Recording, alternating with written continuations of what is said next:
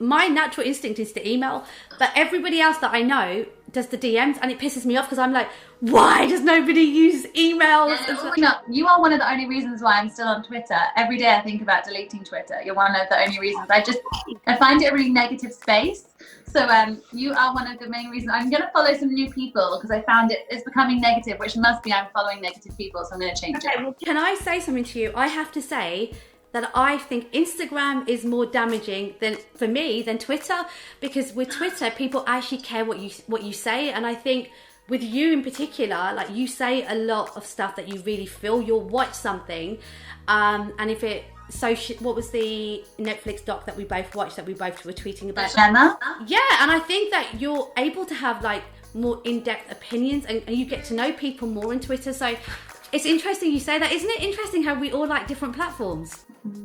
That probably means, as from Social Dilemma, it means I'm following people that have changed how Twitter is for me, just like Facebook is. I would delete Facebook. I'd keep Instagram and YouTube. They're the ones I would keep, but I can't delete Facebook because I've got a private group that I love. I'd like to delete the rest. You've built like an incredible community. I want to call them community because I see how much love you give them. And you were there, I think, in the early stages when I think the word influencer wasn't a dirty word. Somehow it's been redefined, and I absolutely think it's unfair because there are people out here that genuinely are doing awesome things, but this word has been taken and made into something else. So how do you feel about that? Yeah, so I feel really lucky because I feel like I have friends all over the world that, you know, I've been really lucky to actually travel a lot, and wherever I go I meet somebody who follows me and they show me where they live, they show me the best places to go. It's literally like having friends that I haven't met yet. So then when you're kind of put in this bracket of creator or influencer, and it seemed like I'm influencing you to be somebody, I never saw myself like that. Maybe I was naive, but maybe that's because my end goal isn't really to sell things, it's more to try and educate. But I think it's frustrating because we're not all this kind of negative thing that's trying to extract from people. Some of us are just trying to build a big community where we can all kind of support each other. But I get it, you know, there's reasons why there are some people who are influencers, and there's some people who are more, building a hub of friends. And I tend to think of myself as the latter. Well, I have to say, me as like a presenter, journalist, DJ, people always say, oh my god, you influence musical opinions or films we should watch. And when I watch your channel and I see you talk about fitness, or you see you talk about retreats or tips on looking after yourself, I think it's also from a place of influence, the same way I do it with music and film. But this snobbery between the cultures of how you work and perhaps the traditional way of the way media or entertainment works, it has to change, because this is how people are consuming stuff. You know, you, I think, have a first-hand, straight away connection with people far quicker than TV shows or radio or any of those things. And I think that's really powerful and important. It's amazing to have that, and to know that, you know, people message and they say, like, I think of you. When they say they think of me as their mum, I'm hurt a little because I like to think I'm really young. But when they say like sister or friend, I'm like, yes, that is how I want to be. Like, that's amazing. I have people that, you know, tell me they're pregnant before they tell their other half, that tell me all sorts of crazy things that they should be telling their friends, but they feel they want to tell me. And that's a huge, amazing responsibility. The positives that have come out of having this space for me far outweigh any of the negatives, but it is something you have to work on daily. You get love and then you get hate as well, and you get it in a way that sometimes it's not necessarily anything you've done, it's just the fact that you're in a space and I get to view you and I have an opinion on you because you're letting me, because you're on here, and there's no protection. Like when you're on radio, you're doing a TV show, like a producer or somebody can like censor stuff or keep it away from you to protect you. You are not only the host and the producer, you're the person that's in control of everything, and that part is incredibly difficult no matter how confident you are as a person. How have you navigated that, Carly? How have you managed to stay sane? Yeah, that's hard because it's you. You are the brand, it's you, and it's your life, and there is no 9 to 5, and we don't log off from it, and it's there all the time, and it's every different person, it's every different country.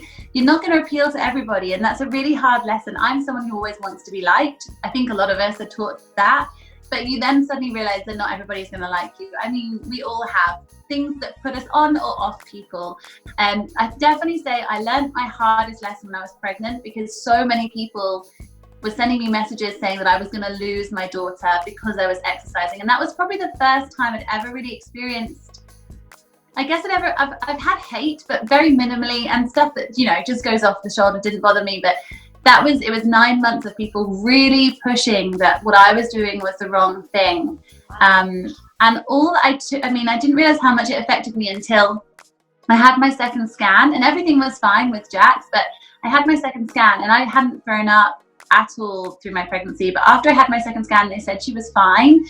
I went home and I threw up the whole entire night. I couldn't stop crying, because I think actually emotionally it had got into me that what if I had done the wrong? I knew I'm educated, I know what I'm doing, but I thought, what if I have done the wrong thing and I have, you know, hurt my unborn child? And that came because people just kept drilling it into me. And I'm a very strong person, but I think all of us have had to grow thicker skin, because people do say things and they don't think. And I've had people that will say, I don't know, they'll post a comment saying something really small, like, I hate you. Like, why? And they'll put, oh my gosh, you replied, I love you. And you're like, what? So it's so many things are just to get a reaction or to be seen. And I think that's when you learn that a lot of the things that are going on, people just want to be seen by you or anybody, and they'll say something just because they think you won't see them, but they forget we're real people and we will. I mean, you mentioned your pregnancy, and I love that you were really transparent. You share so much, but you always share it in such a beautiful way, but you're very transparent and honest. And it's funny because you do have an incredible body, facts, but you will joke and you will show your imperfections, and sometimes you're so playful about it that humor, I think, is a really good way of tackling uncomfortable conversations that we all sometimes feel like, I want to have this conversation, but I'm scared because I feel really self-conscious. And you use humor always, and I love that about you. But that transparency, how did you get to the place where you were comfortable with, it's okay, like if I've got cellulite or I've got something, I mean, I don't see it, I think you've got an amazing body regardless, but I have. But like, how did you get to that place? Or was there a defining factor where you just thought, that's it, I'm okay right now in my skin, and I'm going to share the things I really want to show to people? Because not everyone does, Carly, especially in your area of work. Yeah, that's very true. I think I was really lucky. I grew up with parents who were very comfortable in their own skin. I didn't know it was a thing until I became sort of 14 and at school, and then the girls were kind of, you know, on diets or worrying about their bodies, and I was like, is this a thing? I've always been like a naked kid, didn't really know it was a thing. And I struggled with body dysmorphia from 16 to 21, and I don't know what triggered it, I don't know why it came on, but I just wasn't resonating with what I was seeing in the mirror. And I think it was actually because I was very happy with myself, but the society I was in wasn't. And so I started distorting myself to feel like I needed to fit in. So it almost came out of a need to fit in a place where everyone else was very unhappy. And then I would say fitness made me feel strong and independent. And I loved that. The power that came from lifting weights and feeling strong was amazing. But the power from being able to talk about my lines, grey hairs, like a hair coming out of my neck, these things are all very normal. And I realized that no one talks about them, yet I would happily sit down and talk to my best friend about it. We'll talk about it, but no one's talking about it online. So I know I'm not alone. And then I guess more and more it's come from having my daughter definitely made me, I want her to know that everything she does is completely normal, and that she's going to grow up to be completely normal in whatever this new world is. And I just think we have a responsibility to show people that are watching us that no one's perfect all the time. What even is perfect? And yeah, you're going to have some days where you don't like yourself. That's also really normal. It's not normal to love yourself every minute of the day, because hormonally we change every second. But it's okay to kind of question yourself, then love yourself a bit more, and just give yourself some self-care is really important. And I don't want to be 80 years old and trying to be a 21-year-old. That's not what I want. So I need to just embrace this. Yeah, and I think that's really well said, because it's interesting. When I talk to a lot of actresses in particular, they always say that as women get a little bit older in Hollywood, you're defined, like women, female actors, I mean, it's changing now, always defined by who you're dating, how old you are, and how you look. And as you age, you get these token roles, whereas the men like George Clooney and all these others that get older, they still get really, like Tom Cruise, they still get the hero, the big roles.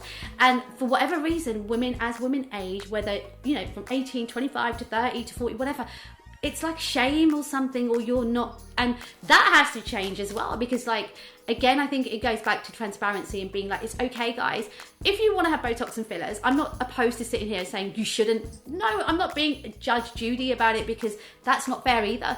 But it's just the fact that if you see faces that I've got all these like pulled all the way to the top of this, and it's fine, but guys, that's not natural. So just make sure that the ones that are watching you realize that isn't just makeup.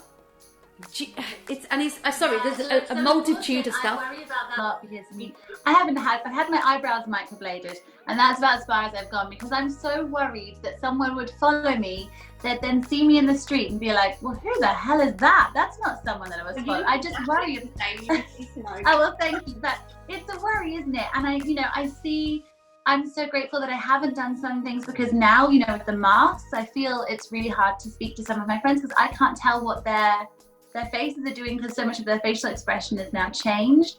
And I just think women have it hard. We do have to go through so many huge hormonal changes in our life. So we are battling age. It's harder for us. For men, they kind of do stay consistent all the time. But I remember my mum saying to me, she's 73, and she said, you get to 50 and you're invisible. She's like, I walk around and people don't see me. They will walk straight through me. If I look like I'm struggling to reach something in the shop because I'm shorter, they presume it's because I'm old and I can't reach, not because I'm just shorter and it's out of my reach. And I was like, that is not how I want to be perceived when I'm 50. I don't think we should have a deadline on our beauty or our ability. So that's something I'm going to keep striving for online. I want people to see that there isn't an age limit. It is really all in your mind, obviously, in your ability, but you can squash all of that with your mind. So we've got to help everybody out, because no one wants to be invisible, and no one should be invisible. I agree. I mean, I was looking at some of your comments. Like I said, I already support and follow what you do. So, but it was interesting because I don't always like read people's comments, and you know, it's interesting because you get to know the community. You have got a predominantly positive bunch, you know, which is celebration in the day and age that we're living in, but a lot of it as well I noticed were a lot of compliments. You know, what a great butt, beautiful, yeah. I love your abs, what a body, you're an absolute queen, you're gorgeous, which is amazing. But I also there was a part of me thinking, oh my god, pressure, the way that they're just picking her body and saying, I love your bum, I love your abs, I love this, I love that, and you're human like the rest of us. I mean, how have you sort of come to terms with all those compliments without perhaps letting it ego, firstly, and the second thing as well? I think, to be honest, all of those wonderful comments, and I've probably actually absorbed 2 of them, but absorbed the horrible ones more.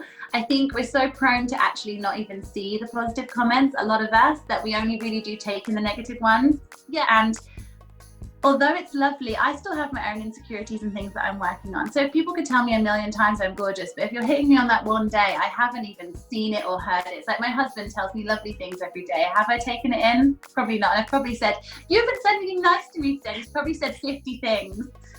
So we do hear what we're kind of programmed to hear, and it's something you have to teach yourself to take in. Does it not subconsciously sometimes, to go back to what you said earlier when we were talking about the type of content you share, does it not influence that, because you know there's certain things that they love, and then to actively fight against what is successful, because this is also a business that we have to also remember. This is your livelihood, this is how you earn your money. So I'm just wondering, how do you listen to them and give them what they want, but still be proud and authentically you? It's hard. I could have sold out massively 2 years ago to a brand, worked with them and done some incredible posts, made an absolute load of money and probably reached 1 million followers, but the ethos was not mine. I didn't want to film from my butt. I didn't want the angles to just be about how something looks instead of teaching. I definitely have turned down more things than I probably should have in my time, but I don't ever want to look back and think I just sold out. Right. It makes me really uncomfortable to know that I wasn't being myself. I always want to look back and be really proud of everything that I've done. And it is really hard sometimes because I know that like the whole body confidence thing is such a huge trend, and I really, you know, I praise that. I want everyone to have body confidence, but I don't feel you should have to post yourself in a negative way to raise body confidence. But I know that that does get lots of likes and views, so it's really hard to be like, oh, but I want to do it, but I don't want to do it because it's not done in the way I want to do it. It's really hard. So I think it becomes tricky. You have to fight what you maybe should do to reach the top, but at the same time I don't want to lose the audience that I have because I really value them. Yeah. And is it like your mom, you've just spoken about how amazing she is, but your best friend, you also mentioned your friend, is it those ride or dies that you will go to when you're having moments of like, I'm not sure guys, am I being myself here, or do I need to push myself because sometimes I need to come out of my comfort zone? So help, what do you lot think? Or is it fellow YouTubers or influencers? Like, who do you go to have those chats? I usually speak to, it's not my mum, it's usually my husband, because he's really honest and he knows me better than anybody. He's really good and he is in the industry, so he does get it. I will talk to some other people who do similar things to me, but again, we're all striving for different things and it's still very different depending on each individual, and everyone has different ethics. So generally it's myself or my husband, and actually going offline for a minute and having a word with myself. Sometimes you just have to disconnect for a bit, and I realized how important taking like a week off every so often and switching it off so you can just think who you are, because we change daily. I'm not the person I was when I started my Instagram account, hell no, or my YouTube account. And you'll also go through phases where you do or don't like certain channels, and you have to just go with what feels good. We're asking ourselves to be creative every day across numerous platforms. Most people who are artists, and you'll know this, they go away for a year to go and write, to come up with ideas, yet we've got to come up with an idea every day. That's crazy. And no wonder we burn out and lose the love for it. I think, because I actually think that when I first discovered you a few years ago, I don't think it was what it is now. Like even in the last 3 or 4 years, I think it's changed so much. And I do agree with you that I think a lot of people aren't necessarily creating content around what they're passionate about, but more about what rates. And it then kind of dilutes the whole industry, and it makes it really difficult to know who's doing it truthfully. Who do I go to for this? Who do I go to for that? So I understand it, like, but it's also a little bit like insane and unfair, because you think it's such a great platform for us all to have I think it's like Instagram's not going to be what it is now in that time. It's going to change all the time, but what Instagram is now, I don't want to be on in 5 years time. I will keep growing with everything that there is, because I'm so grateful to have this and I don't want to lose my followers, but I also need to know what is my place. Like TikTok came along. I love TikTok. It has me in stitches. I start watching it at 9 o'clock and it's like 2 in the morning and I'm like, what am I doing? And it's incredible, but it's not a place for me. It's not my place. You have to suddenly know that with the generations and the changes, some things just aren't going to be for you and your demographic. It's just knowing your place, knowing whether you're still relevant and if you are still producing authentic content. I mean, you're an entrepreneur as well, and I don't know if you see yourself in that way, but you are. You've created... But you've created a company, a brand online, and you've given a service that people have bought into, that they enjoy, that they need. And to me, that is like business savvy, isn't it? And it is about, I guess, looking at that word brand, people ridicule it, but actually to create a brand that people connect with is tough and also brilliant. So like, has it given you more confidence to actually do more stuff like that? Yeah, I mean, I have more things going on offline than I do have going online. Online is amazing. It facilitates all the things that I think of as my business that is offline. And that keeps changing all the time. You know, I can literally be like, I was driving in the car today and I was like, oh, that'd be a great idea. Why have I not done that? And you suddenly are like, I could do that. I could create that. There are people I know who have helped me create that. I could start a whole new brand tomorrow. Now, how amazing is that? I'm wondering, like, what tips would you give to people that literally are looking at you and thinking, she's got it all, I want to be her? So my top tip would be start really small. Everyone thinks they need to have, and if I was starting again, I would start with one platform and I would nail that one platform and make it my home, make it 100% authentic to myself, and I would just stick. So say you have got a passion for Instagram, I would just go on there and I would just go for it. And then as you find your way and you find your passion, you then move into bringing in other platforms. I think so many of us try to dabble between lots, and that can be, you know, to try and be creative, it's not like you can post the same thing across all of them. You're asking a lot of yourself to be creative across 5 different platforms, where if you just think one and you think, okay, I'm going to really go for this, you can strategize and really come up with it. The second thing I'd say is, who are you? Like, what are you bringing to the table? And it doesn't have to be anything different to what anyone else is posting, because there's only so many things you can do, but who are you and what is the thing that you love? And then just don't change for anybody else. Stay yourself.